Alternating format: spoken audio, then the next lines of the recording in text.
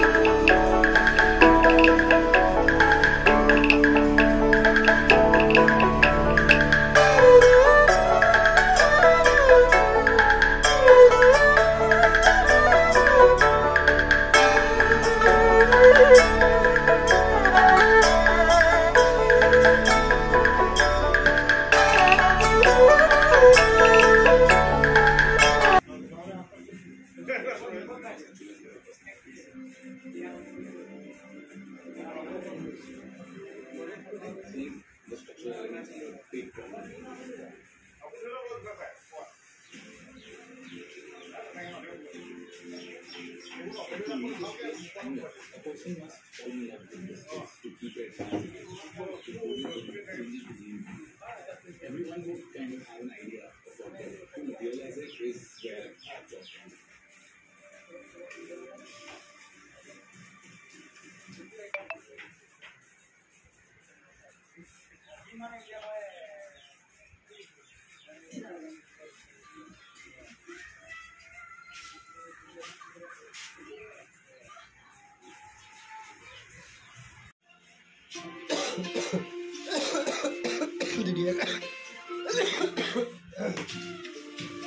ভাল লাগিছে এতিয়া